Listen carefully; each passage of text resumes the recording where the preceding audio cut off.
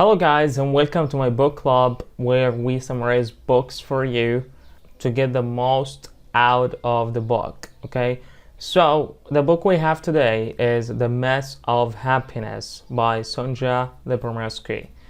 So what should make you happy but doesn't? What shouldn't make you happy but does? Alright, so we're gonna talk about this and we're gonna go deep in detail about this book today. So let's get the most out of it. And before we continue this video, I just want to remind you that the more you support me, the more I make content and I create content, and I'm grateful for every one of you that I have here on my channel and watch my videos. I love you guys so much, so just please like and share this video to help other people get benefit from it. So let's get started. So, big idea number one, a lie about a fulfilled life is that downfalls or goal attainment determine how happy we will be. So, for most of us, happiness is predetermined by how society sees it. An average person is supposed to want riches, a great spouse and kids, authority, a life free of challenges, and this should imply fulfillment and ultimately lead to excitement. When we fail to obtain these things, we might experience failure, regret, and worthlessness. There are even specific authors that promote this kind of view: achieve, otherwise you are nothing. Lyubomirsky says, if we understand how the mess of happiness drive our responses, we are more likely to respond wisely. So most people follow this happiness logic, hoping to have well-rounded lives, but it isn't enough. For instance, if two people get married, others might judge them for not having kids right away. When they eventually have their firstborn, sympathetic strangers inquire whether another baby is underway. Now the happy couple has 2 kids, but curious people begin to wonder if they have a car. As long as we keep following someone else's idea of happiness, these questions will be hurting us. The irony is that by achieving, we will not get fulfillment as expected for long. Those that have attained such a feat are left in uncertainty. So here's an insight. People who manage to cope with adversity and live on are much happier than people who have never had such an experience. So it has been proven over time that those who have faced challenges in life are more fulfilled than those who never did. Many assume that when challenges and unwanted circumstances befall them, it means that their world has collapsed. Partnership, riches, painful past, and getting old can all be blessings or painful circumstances we have to endure. However, problems and hardships are in the natural course of things. It's our attitude to them that matters. So for your information, the times of crisis can be an avenue for change, growth, and renewal. Okay. Lie number one. We're going to talk about 6 lies, okay, about the mess of happiness. So it consists of 6 lies in this book. So lie number 1, the right spouse will make me happy. This is lie number 1. So many people in a relationship or marriage have situations they don't want to share even with their closest friends. Keeping a secret might seem the right thing to do. However, in time, it will start eating up the energy of its keeper. Eventually, family and friends may start complaining about the lack of trust in the relationship. And situations like these ultimately lead to a sad breakup. These hidden feelings begin to surface, and because they are toxic, they stifle the relationship or marriage to death. When we achieve a new feat that we longed for, we are immersed in a sea of excitement. Everything becomes blissful, but we soon realize that this colossal emotion dwindles and becomes regular with us. Like every other achievement, settling with a spouse brings enormous joy, which decreases with time. The rate of decrease is higher in case of infatuation and lust. However, some people graduate from just wanting to be with the spouses to have an enormous love. So here's an insight. Human beings can become used to most life changes In other words, we can't even bear the unbearable. The first stage of love relationship, which usually has hormonal actions, lasts for a while. The persons involved seem to give little or no particular attention to other aspects of their lives. That's quite unhealthy. It's evident now there are two types of love. The first brings more excitement, and at this healthy attraction level, love brings couples close. The second type is not very exciting, but it produces a result such as birthing kids and having a long and endurable relationship, which is of more essence. Sonja says, when we first fall in love, if we're lucky, we experience what researchers call passionate love. But over the years, this type of love usually turns into compassionate love. Even though marital life brought fulfillment to their desires, many couples are still disappointed with how. At this stage, they should look deep into their relationship to understand that they can work on it and realize these desires the way they want to, even at their relationship or marriage age. Lie number 2. An unhappy marriage ends your life. Most people experience difficulties in the relationship with their spouses. These range from decisions in making babies to the location to settle. When two people can agree on things underlying their partnership, they may want to opt out. However, this may lead one to concur that there can be no joy when their partnership fails. It should be preserved at any cost. A good relationship, a good partnership with your spouse will unleash the better part of you. And on the other hand, a stormy partnership will release the ugliest one. So a troubled marriage is not a verdict for happiness. So keep that in mind. A troubled marriage is not a verdict for happiness. Research has proven that the best approach to fulfillment in the face of challenges is not a direct hit to correct the situation. You should look at it from a different angle. It usually involves effectively using a greater level of good feelings to drown the negative vibes. The brain works in a peculiar way by linking up related thoughts and actions. When you recall a sad event concerning your spouse, you drive down the hell over of other related tragic events. The best way to approach this is by breaking this connection. You now understand why irrelevant issues will always lead to massive trouble in a failing partnership. A stormy relationship is not an indicator that you can experience real joy. According to an expert on positive emotions, Barbara Fredrickson, the best way to express enormous positive vibes is to drown the contrary vibes.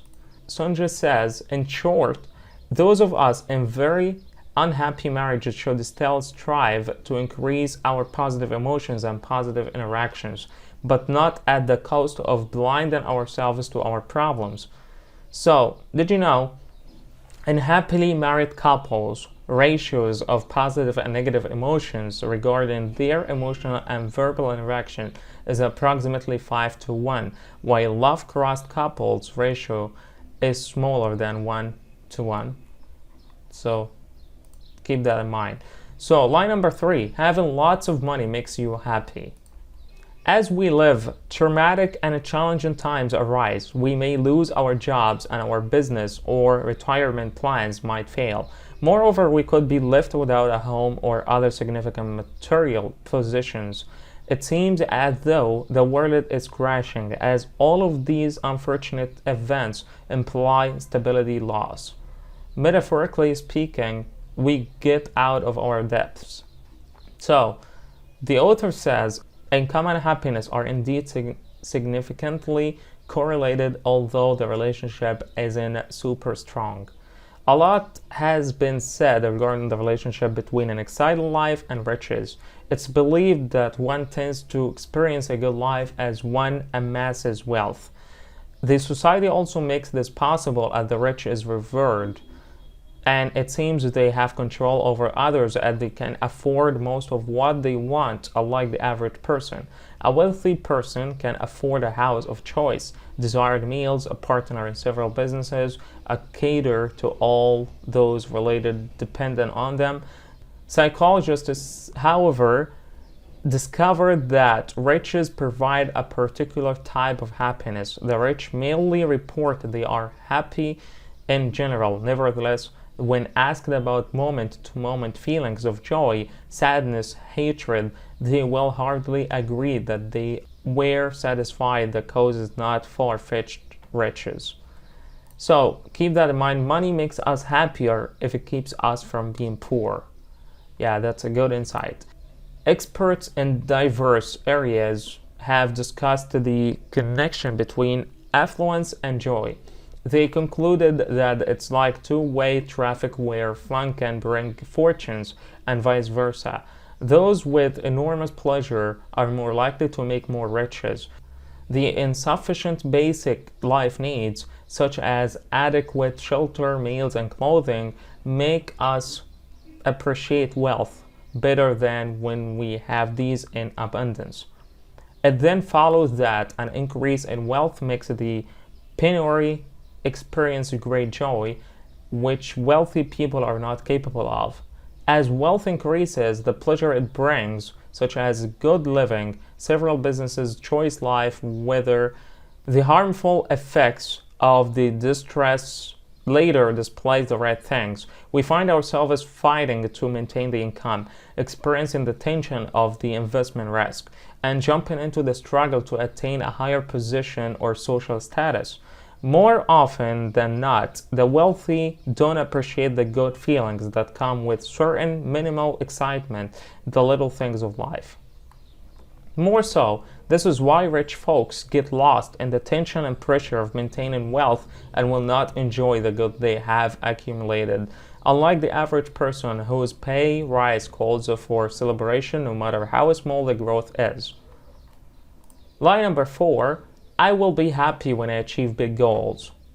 So, we can make all the plans in the world and try to build our lives around them. However, making a plan doesn't mean successfully implementing it. Many of us think that the joy of achieving certain feats, such as becoming a millionaire or billionaire, acquiring the house of our dreams, going on exotic vacations, will be tremendous. When we succeed in achieving all these, we feel happy. Yet, this happiness doesn't last forever. Human nature always has us craving for more. Thus, the effect of attaining the desired things wanes. What if there is nothing left to wish for? So, Sonja quotes, if money isn't making us happy, it's likely because we are spending it to keep up with the neighbors, validate our wealth, or flaunt our looks, power, and status. So, there are reasons for the above effect. Firstly, each singular achievement brings a unique joy that can be attained again. Even when such an event reoccurs, the process of achieving more extraordinary feats, which could be a career, business, and the likes, usually is tiring and takes a toll on the person. Nevertheless, the draining process is also filled with excitement as we get closer to the source of our desire. It seems strange how the excitement that comes with it doesn't last up to the same time it took to achieve such a huge feat. Neither does it last the way we would have thought. When such an enormous height is attained, we feel the excitement of it for a while. When the feeling disappears, we begin to feel like a failure. Individuals are created this way, so they continuously want more. They never think they have enough. Hence, they are always discontented, not enjoying what they have at present.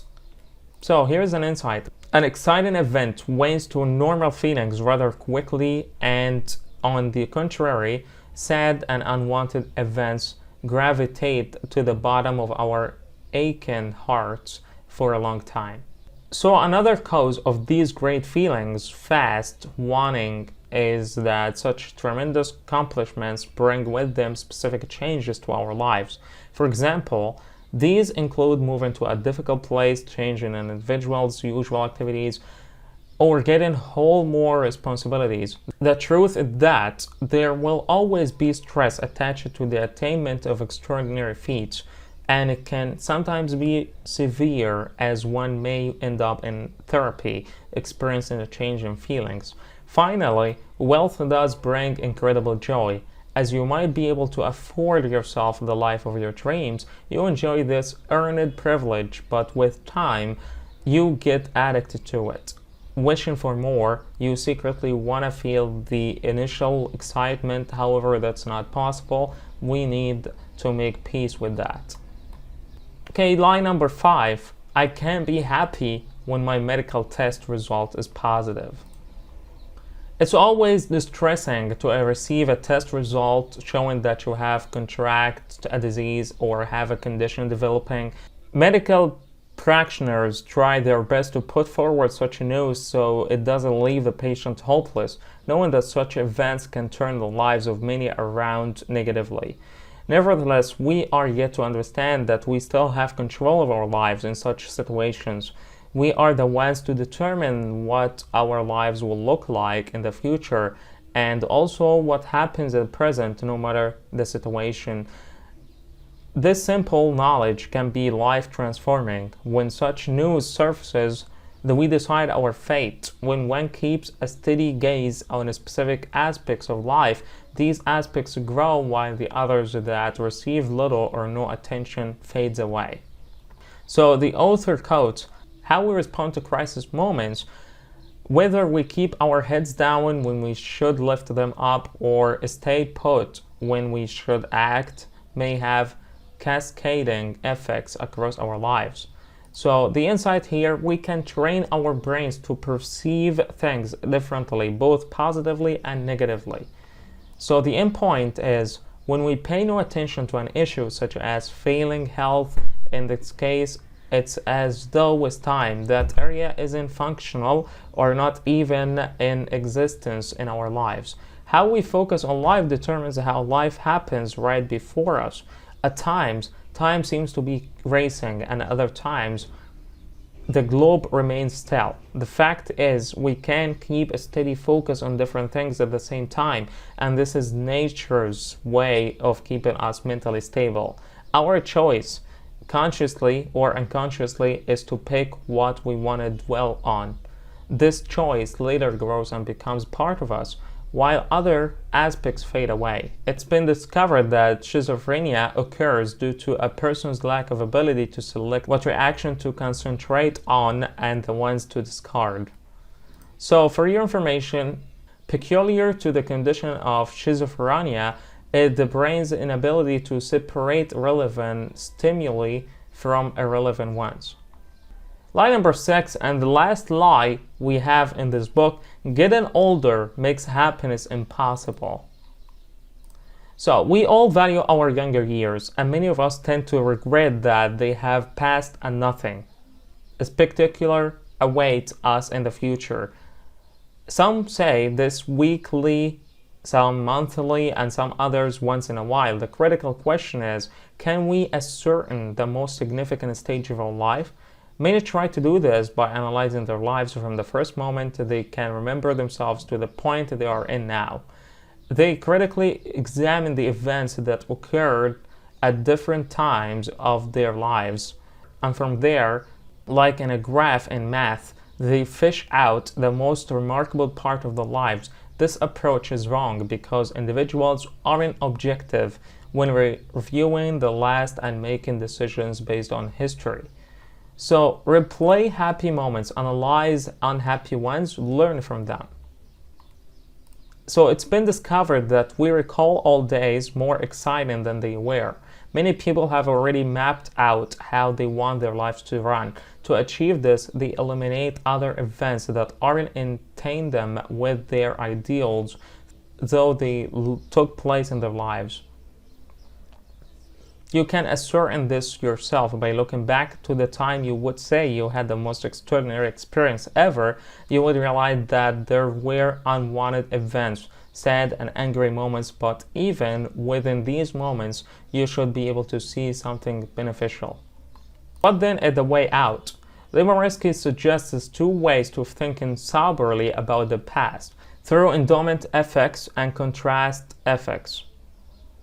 The first one helps us look at the past events through a positive lens of how they made our lives better and how we enjoyed them. The latter focuses on comparing these events to the present from the lens that we can experience joy again, which ultimately leaves us sad.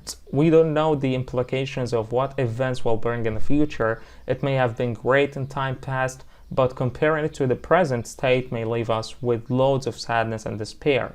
It would be best if you reflected on great times of the past. It may leave you sad considering you won't experience them again, or that they differ from your present. You pull out of this by realizing that joy stems from deliberate steps and the work to make your dreams come true. So in conclusion, we tend to concentrate on things that others think would be beneficial for us. Thus, society commands us to wish for more money, better looks, eternal youth, and a perfect family life. Ironically, many people give in to the pressure and set goals that they might not even want to have in the first place. Another crucial factor that commands our distorted view of happiness is fear. We are afraid of getting older, our health gradually weakening, and contracting terminal illness we won't be able to cope with. First of all, we should always choose what's best for us. Growing up, many of us learn what to want from our parents. They are usually also the ones planning our lives for us. Even if you manage to get into this comfy trap where everything is decided for you, doubt, question the goals you attained by default. Secondly, fear is not your enemy. It's a powerful mechanism that signals whatever is going wrong with your life. Use it, don't run away from it. The different return of life from what we expect leaves us miserable. Admitting the lies that many believe to be a source of joy is hugely destructive to our souls, leading to dread and uncertainty build up. Ending life by oneself, which seems to be the height of misery, is possible when one doesn't understand how to cope with the ultimate despair or loss, leading to the disappearance of all hope in life. So at the end of the summary, you can try this. Think about whether you have any goals for the near future. It can be 1 or 5 years. The time span doesn't matter that much. Try to come up with at least one realistic goal you have. Now let's analyze it. Ask yourself these questions. How long have I wanted to be this? Why do I want this? Was it me who thought it was a good idea to be this? How will I benefit from it? How likely is it to make me happy? You can do the same with something you regret in the last. Okay guys, that's it for today's video. I hope you enjoyed this summary of the book. And this book is so amazing. And of course I have in my book club other books about happiness. You can check them out. So thank you guys for watching. Don't forget to subscribe and turn on the notification button to get notified for the next book coming. So thank you so much guys. I love you all. See you next time.